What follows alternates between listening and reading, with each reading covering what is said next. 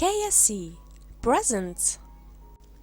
Son suddenly disappeared, so Dad rent a helicopter to find the truth.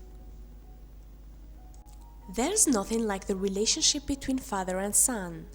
Parents can understand the love one feels for their child and what they will do for their son or daughter. Some parents will give up everything for their children, and we see this everywhere. Whether it's getting up extra early to take their kids to school or making a dinner that satisfies everyone's interests. Parents devote their lives to their children. This father was no exception to this rule. Whether it be paternal instinct or just out of genuine care, this dad did something unbelievable. In fact, he did the extraordinary. Some parents stop their whole life to focus on their children and will go to any lengths when they fear their child is in danger.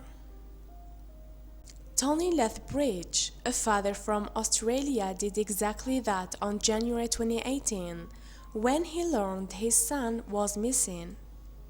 He exceeded all standards of normal parenting and changed the way we see the concept of putting your child first. It began just like any other day in New South Wales, Australia. Tony Lethbridge and his 17-year-old son Samuel lived in a small town called Lake Macquarie. So they spent most of their time in Sydney, which was 8 miles away. Samuel decided to go to Sydney for a party and never expected that his life would be endangered. At the end of the night, Tony hadn't heard a word from his son, and he knew something was wrong. While sometimes teenagers forget to tell their parents that they got home safely after a big night out, this wasn't necessarily typical of Samuel to do. Tony understood the possibilities. Samuel could have easily just fallen asleep at a friend or forgotten to charge his phone. But he couldn't help but feel like something was wrong. It's normal for parents to freak out when they don't get a call from their kids after a night out. As children, we all know what's like to wake up with over 10 missed calls from our mom or dad, while his mind was going in so many different directions. Tony hoped he was exaggerating. While he hoped Samuel would just come through the door, 20 hours passed without a word. At this point, it was clear that something was wrong. Tony did not sleep the entire night and convinced himself that Samuel partied a bit too much and just forgot to message his father. When Sunday night came around, this possibility was less likely. Tony decided to wait one more night before completely freaking out. However, he woke Monday morning, and his son was still nowhere to be found. Tony was so desperate for what to do. He consulted with his friends and family who said he probably ran away. Tony and Samuel were very close, and he knew this wasn't typical of Samuel. Tony was positive that the only reason Samuel wouldn't update his parents was that he simply didn't have access to do so. He was sure Samuel required his help, and he was determined to find him. There were so many traumatic stories floating around about people who were left stranded after a terrible car accident, and Tony couldn't help but think about them. Tony was haunted by a story he had just heard before, about a victim who was left and died 5 days post being found. There was no chance he was letting something like this happen to his son. Although he was panicking, he was aware it was too soon to call the police, but as soon as he could, he filed a missing person report. The police began to search and told Tony and his wife to go home and wait to hear something. He understood that the search would take some time, but he was becoming impatient waiting around while his son was in danger. He did not want to expect the worst, but all he could picture is Samuel in a horrific car accident. He decided it was time to take the situation into his own hands. Tony came with a plan that would guarantee he would find Samuel. He couldn't do it alone, so he called his brother Michael to help him. Michael didn't need any convincing and was willing to do whatever he could to help Tony find Samuel. They knew this plan wouldn't be cheap, so they rushed over to the ATM before they were on their way to the airport. Tony and his brother got to the Lake Macquarie airport with money in hand and went to Lee Mitchell, who used to be former helicopter pilot and former owner of a helicopter rental business. Tony told Lee his idea that involved a helicopter search. He offered him $1,000 and Lee agreed to help and declined the money. When Tony first came to the office, our CEO wasn't here, so our staff offered our services for as long as required for the $1,000 offered. And we launched the helicopter in good faith and without payment, Director Lee Mitchell said. However, once the ordeal was said and done, Lee knew he wouldn't keep the money. Under the circumstances, we believe there has been enough stress on the family and that any additional financial stress was unwarranted, Mr. Mitchell said. The helicopter owner wasn't the only one who saved the day and helped Tony with his plan. Since Tony was susceptible to air sickness and had a major fear of heights, his brother helped him and went on the journey instead. Tony was so stressed during the search, especially since he had no control over what was going on. He was trying to stay positive that Lee and his brother would find Samuel, but he couldn't help but be scared of what was to come. He hoped that they would not come back without his son. Time was running out and Tony couldn't handle the suspense any longer. He had no way to contact them and was beginning to feel guilty about not being in the air. He convinced himself that it was right to stay behind, but he still felt sick to his stomach. Michael and Lee so badly wanted to find Samuel. They looked around the area with the hope of finding something that would lead them to Samuel. They were getting worried that they wouldn't find anything, but after 15 minutes they noticed something. They weren't positive it was something that would help them. The men noticed Samuel's car, which was located off PCH close to Crangham Bay. They weren't entirely sure if Michael was alive, but now they spotted the car. In a later interview, Michael admitted it would have been unsuccessful to search for a car. Tony was frantically waiting to hear something when they finally contacted him that they found Samuel's car. He immediately drove to the location where the car was spotted. They couldn't tell if there's someone inside the vehicle, so they had to get closer to be sure. Michael got out nearly 50 meters from the scene, and Lee stayed above in the helicopter. It only makes sense that Tony couldn't rest until he found his son and made sure he was alright. Things weren't that easy, however, once we began the search. The roller coaster of emotions were obvious on the family and were put into overdrive when we found the car.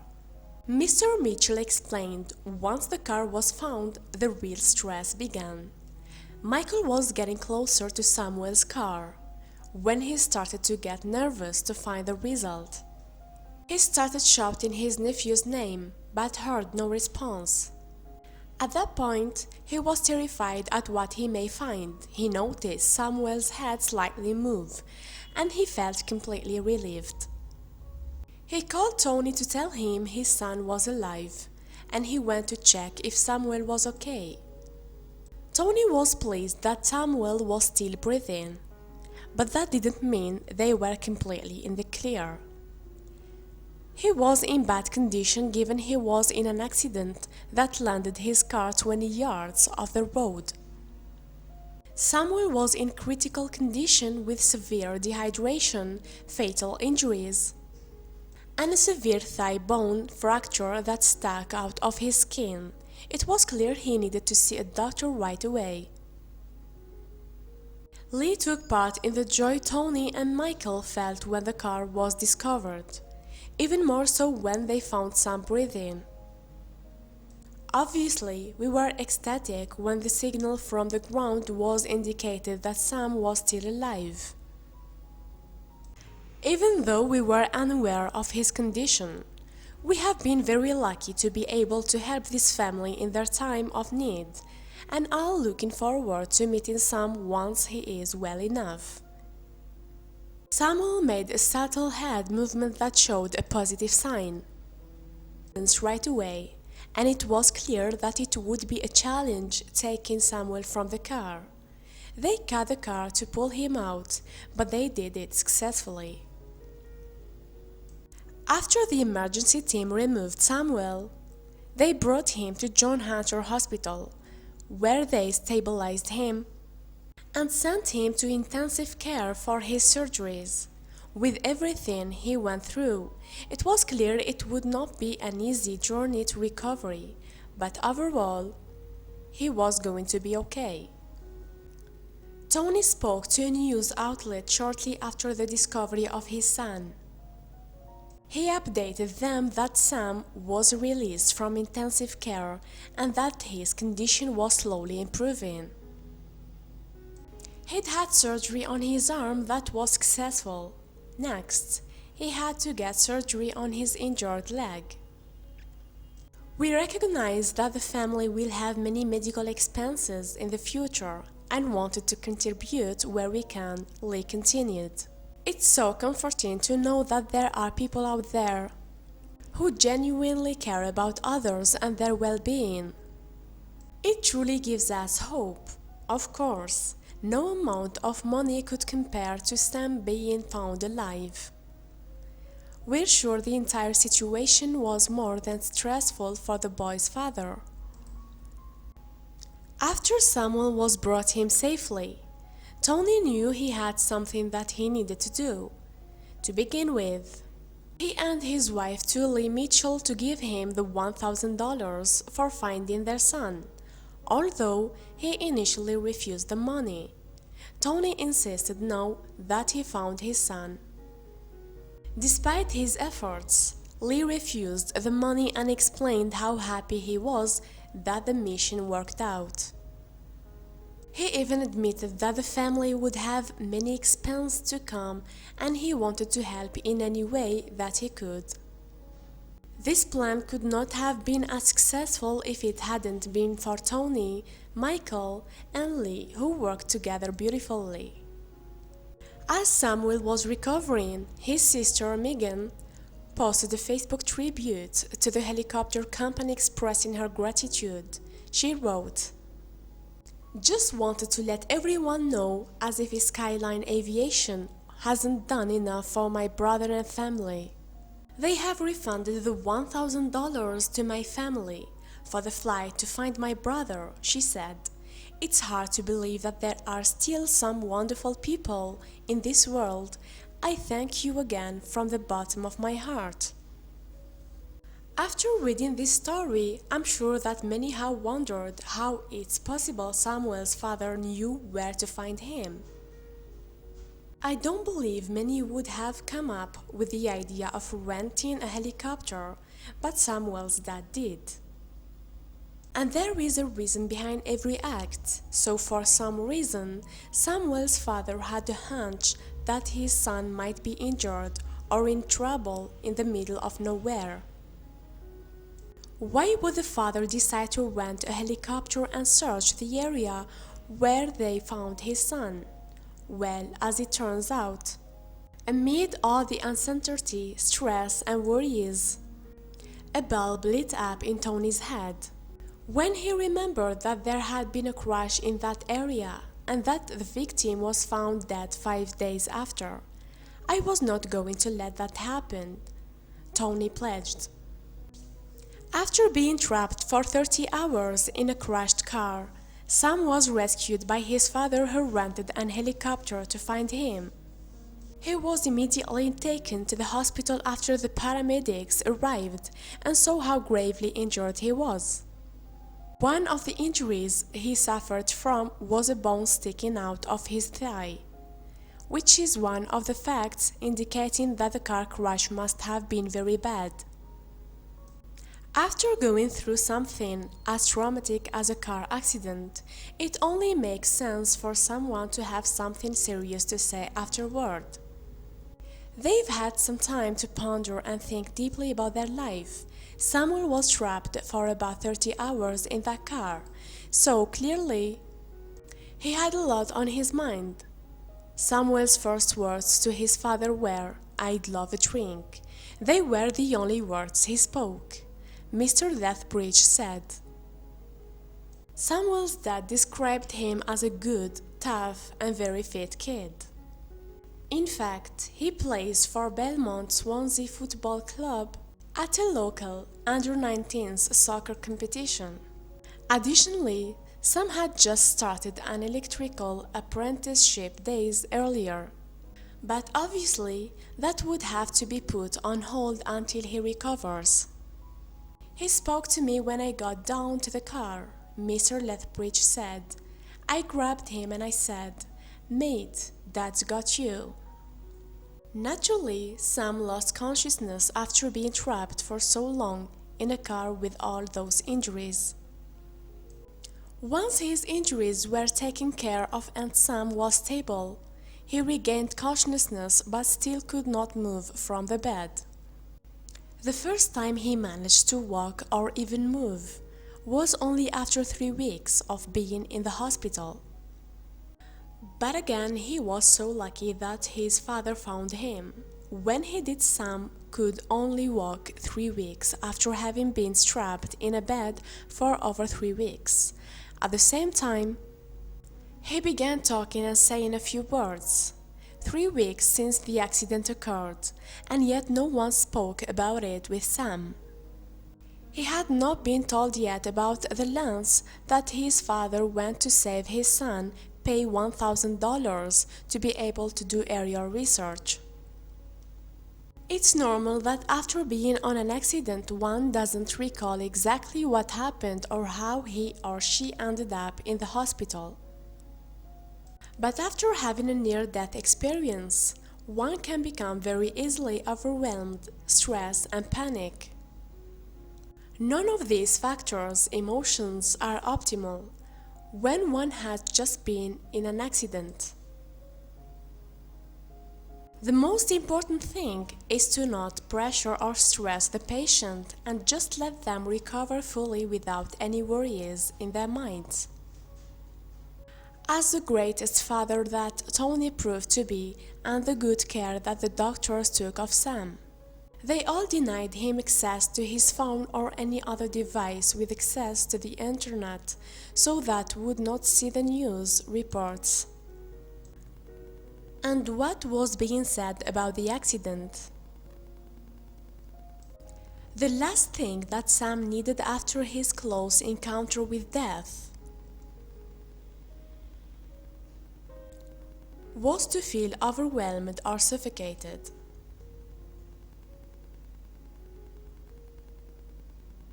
From this intense story, we learn that the love parents shape for their children can conquer all, and that while they are on their care, nothing bad will ever happen to them. Tony proved to be so brave and full of hope in such stressful times. Police and other investigation entities may be helpful, but what's clear is that parents have an additional sense that connects them to their kids.